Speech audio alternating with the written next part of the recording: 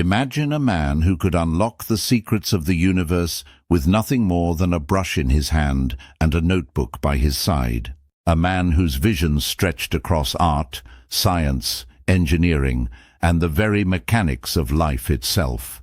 This is the story of Leonardo da Vinci, a name synonymous with genius.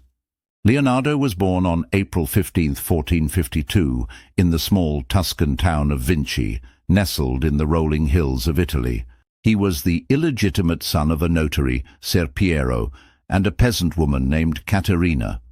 While his beginnings might have been humble, even as a boy, Leonardo exhibited a peculiar gift, an insatiable curiosity about the world around him.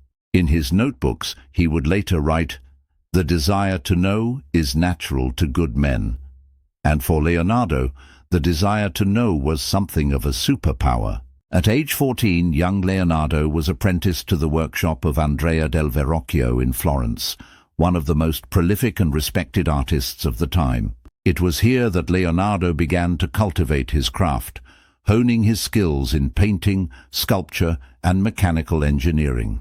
Florence in the 15th century was a cauldron of creativity, blooming with the spirit of the Renaissance, and Leonardo thrived in its energy. One day in Verrocchio's studio, Leonardo was tasked with painting an angel in his master's baptism of Christ. When the masterpiece was finished, the story goes, Verrocchio looked at Leonardo's contribution, the angel's face, delicate and bathed in radiant light, and swore off painting altogether, declaring that his student had surpassed him. Whether the story is true or not, one thing is clear.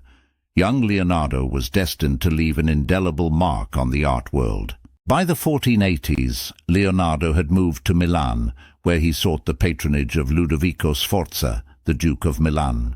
Here he flourished not just as an artist, but as an engineer, architect, and inventor.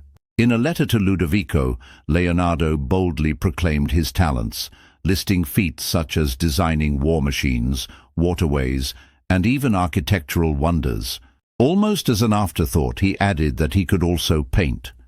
This was no exaggeration, it was simply the truth.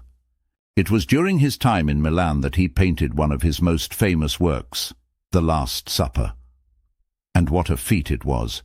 Painted on the wall of a convent's dining hall, this masterpiece captures not just a moment in time, but also the swirling turbulence of human emotion. Look at it closely, and you'll see how Jesus' disciples react in shock and disbelief as he utters the words, "One of you will betray me." Through composition, light, and gesture, Leonardo transformed a religious image into a study of psychology, a hallmark of his genius. But if art was one of Da Vinci's great languages, then science was the other. He didn't just observe the world,